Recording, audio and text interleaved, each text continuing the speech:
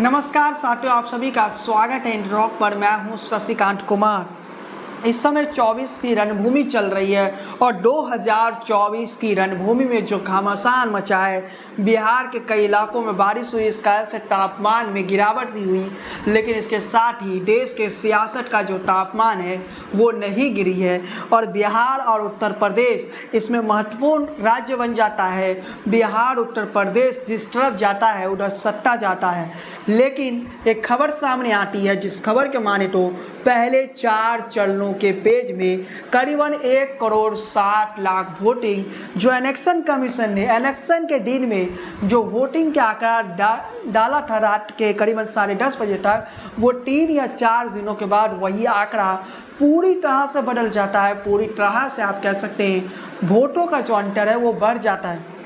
इस पर election commission की तरफ से भी सफाई दिया गया। इलेक्शन कमीशन की तरफ से कहा गया इसी प्रकार से पिछले चुनाव में भी लास्ट इलेक्शन जो 2019 में हुई उस समय भी अपडेट की गई थी डाटा, और डाटा अपडेट 3-4 दिनों के बाद ही फाइनल डाटा अपडेट किया जाता है। लेकिन इसके बाद लेकिन इन सब मसलों को लेकर एक एनजीओ है वो पहुंच चुका है सुप्रीम कोर्ट, और सुप्रीम कोर्ट में 24 तारीख को इस मसले पर सुनवाई होने जा रहा है। 24 तारीख को याद रखिए, और 25 तारीख को वो दिन है जब 6ठे पेज का वोटिंग होने जा रहा है 58 सीटों पर। इसके साथ ही आपको बताते चले कि इलेक्शन कमीशन ने 19 अप्रैल को जो वोटिंग का आंकड़ा जारी किया था उसमें करीबन 2019 से 3% कम वोटिंग हुई थी। इसी तरह इलेक्शन कमीशन ने सेकेंड पेज का जो वोटिंग का आंकड़ा जारी किया था उसमें भी करीब 3% वोटिंग कम हुई थी। थर्ड पेज में भी करीबन 3% वोटिंग कम हुई थी, और चौथा पेज का जो वोटिंग का आंकड़ा था उसमें करीब 4% वृद्धि देखने को मिला। 2019 से 2024 में जो वोटिंग का आंकड़ा चौथा पेज में रहा वो काफ़ी ज़्यादा रहा। 4% बढ़त देखने को मिला, 69.16% हुई, जबकि 2019 में जो वोटिंग प्रतिशत था वो 65.52%। एडीआर जो कि एक एनजीओ है उसने याचिका दायर करके ये कहा कि इलेक्शन कमीशन वोटिंग के 48 घंटे के बाद जो वोट का फाइनल डाटा है उसे जारी करे। सुनवाई में सुप्रीम कोर्ट में ये सवाल एडीआर नाम के इस एनजीओ ने उठाया, और चुनाव आयोग ने अपनी मजबूरी बताते हुए कहा कि डेटा इतना ज़्यादा कि इसे 48 घंटे के अंदर फाइनल कर लेना संभव नहीं है। यह इलेक्शन कमीशन की तरफ से कहा गया। अब एडीआर की तरफ से क्या कहा गया? एडीआर ने याचिका दायर कर दी, कह दिया कि इलेक्शन कमीशन को कहिए कि 48 घंटे वोटिंग समाप्त होने के 48 घंटे के अंदर जो है वोट प्रतिशत को जारी करें। लेकिन इसे लेकर इलेक्शन कमीशन ने कहा कि 48 घंटों के अंदर तक हम इसे जारी नहीं कर सकते हैं। इलेक्शन कमीशन ने अपनी जो समस्या है वो सुप्रीम कोर्ट को बता दिया। आपको बताते चले कि वोटिंग के 3 दिन 4 दिन या 10 दिनों के बाद जो आंकड़े जारी किए गए उसमें करीब 5 से 6% का वृद्धि देखने को मिला, और जो बढ़त देखने को मिला वो करीबन 5 से 6% था। इन सारे चीज़ों को अगर आप समझिए, इन सारे बातों को अगर आप समझिए, डिटेल में समझिए, तो जिस दिन मतदान संपन्न हो गया उस दिन रात के करीबन 10:30 बजे तक जो आंकड़ा इलेक्शन कमीशन की तरफ दिया गया उस आंकड़े से बिल्कुल विपरीत 3 या 4 दिनों के बाद डाटा सामने आता है जिसमें वोट प्रतिशत काफ़ी ज़्यादा हो जाता है। इस विषय पर आपको ये भी बता दें कि करीब जो 30 अप्रैल तक के आंकड़ों में, करीब 30 अप्रैल को जब दोनों पेजों का आंकड़ा जारी किया गया तो उसमें 5 से 6% बढ़त देखने को मिला, और टोटल वोट जो था पहले 4 पेजों में 1,60,00,000 जो वोट था उसमें बढ़त देखने को मिला। 1 करोड़ वोट को आप मामूली मत समझिए। कई राजनीतिक दल हैं ऐसे देश में जो क्षेत्रीय दल है जो 1 करोड़ वोट तक पहुंच भी नहीं पाते हैं। 1 करोड़ वोट अचानक बढ़ जाता है 4 पेजों में। जिस दिन इलेक्शन संपन्न हो जाता है, वोटिंग समाप्त हो जाता है, उस दिन रात 8:30 10:30 बजे तक जो इलेक्शन कमीशन का डाटा होता है वो कुछ डाटा जो होता है उसमें कुछ और जानकारी दी जाती है। लेकिन 3 दिन या 4 दिनों के बाद जब इलेक्शन कमीशन की तरफ से फाइनल डाटा दी जाती है तो वोटिंग प्रतिशत का वृद्धि देखने को मिलता है। अब हम आपको बताते हैं कि पहले पेज में कितने वोटों का वृद्धि हुआ। पहले पेज की बात करें तो 18,60,000 18,60,000 वोटों की वृद्धि हुई, जो इलेक्शन कमीशन की तरफ से 3 या 4 दिनों के बाद वोटिंग का आंकड़ा दिया गया। दूसरे पेज में यह आंकड़ा 32,20,000 वोटों का हो गया, मतलब सेकेंड पेज में यह आंकड़ा और ज़्यादा बढ़ गया। थर्ड पेज में जब हम आते हैं तो 22,10,000 वोट हो जाता है। चौथे पेज में जो ये आंकड़ा है 33,90,000 हो जाता है। कुल मिलाकर 1,60,00,000 वोटों की वोटरी होती है। और इन वोटों के संख्या में जो सबसे ज़्यादा वृद्धि देखा गया वो आंध्र प्रदेश में देखा गया। यहाँ पर 4.2% नंबर वोटिंग का हुआ था, लेकिन अचानक ये वोटिंग हो जाता है 17.2 लाख। मतलब आप समझ सकते हैं 4.2 लाख से 17.2 लाख तक वोट पहुंच जाता है। तो आप इससे समझ सकते हैं कि ये जो आंकड़ा है कितना बड़ा अंतर इन आंकड़ों में है। सबसे ज़्यादा अंतर आंध्र प्रदेश में है। आपको बताते चले कि इस विषय पर कांग्रेस के तरफ से भी आपत्ति दर्ज करवाई गई। कांग्रेस के अध्यक्ष मल्लिकार्जुन खड़गे ने सवाल भी उठाए थे। हालांकि चुनाव आयोग ने इन तमाम आरोपों से खंडन किया है। विपक्ष ने सवाल उठाया कि चुनाव आयोग अंतिम मतदान प्रतिशत जारी करने में कई दिन लगा रहे। हर चरण के बाद डाले गए वोटों की सही संख्या का खुलासा नहीं किया जाए, जैसा कि पिछले लोकसभा चुनाव में किया गया था। हालांकि इलेक्शन कमीशन के अधिकारियों ने मतदान की डाटा में किसी भी प्रकार के देरी से देने का इनकार किया। इलेक्शन कमीशन की तरफ से क्या बातें कहा गया वो भी मैं आपको बताते।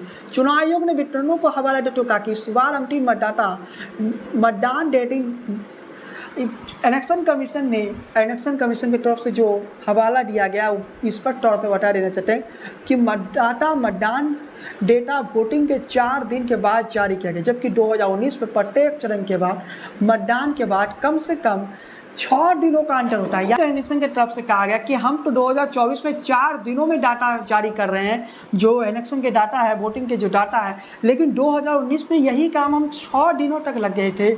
और इलेक्शन कमीशन की तरफ से कहा गया कि कोई देरी नहीं हो रहा है, जैसे पहले होता था उसी प्रकार से आज के दौर में भी वोटिंग के आंकड़ा जारी किया जा रहा है।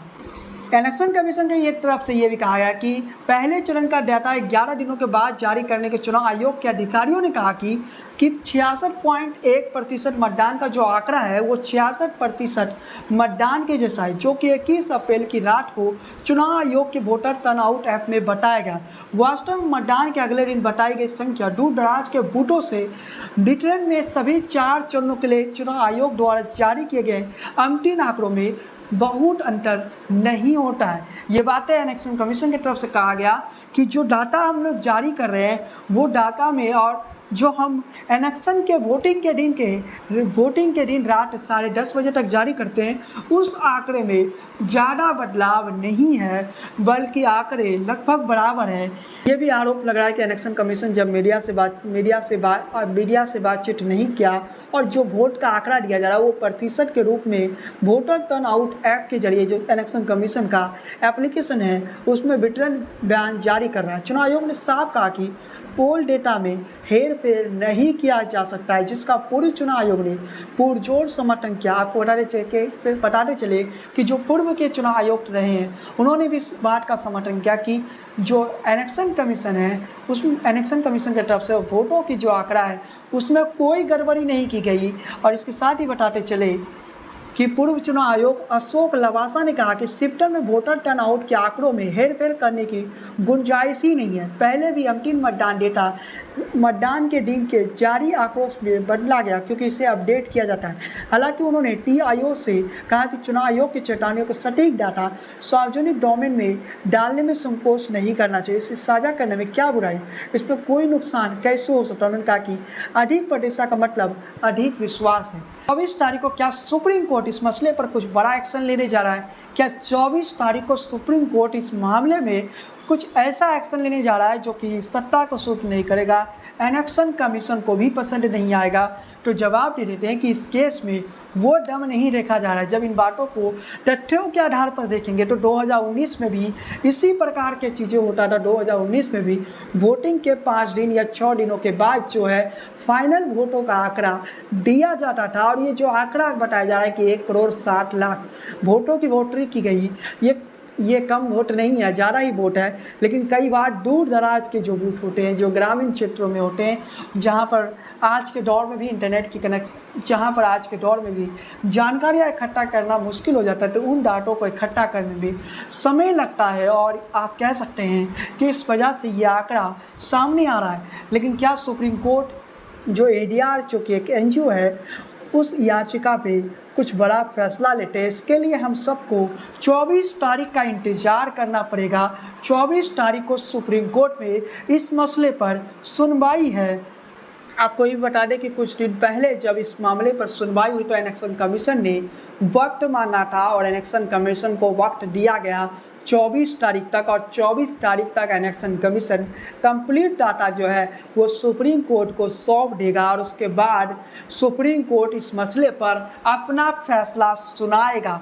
और सुप्रीम कोर्ट का फैसला का हर कोई इंतज़ार कर रहा है। 24 तारीख कहीं ना कहीं छठे पेज से एक दिन पहले इस देश के सियासत के लिए एक बड़ा दिन है, क्योंकि अगर 24 तारीख को सुप्रीम कोर्ट ये कहता है कि ये जो आंकड़ा इलेक्शन कमीशन की तरफ से जारी किया गया, ये आंकड़ा में कुछ गड़बड़ी है, तो उसके बाद कहीं ना कहीं पूरा चुनाव ही, पूरा इलेक्शन ही सवालों के घेरे में आ जाएगा। और पूरा इलेक्शन अगर सवालों के घेरे में आ गया तो कल्पना कर सकते हैं कितना बड़ा मुद्दा देश की राजनीति में ये बन जाएगा। लेकिन ये भी स्पष्ट कर देना चाहते हैं कि 24 तारीख को आने दीजिए, उस दिन भी कुछ नहीं होने वाला है और परिस्थिति वो वैसा नहीं है जैसा कि लग रहा है। खैर साथियों, आज के इस वीडियो को हम यहीं समाप्त करते हैं। चैनल पर पहली बार आए तो सब्सक्राइब वाला बटन दबा दी, बेल आइकन की घंटी को बजाना बिल्कुल ना भूलें।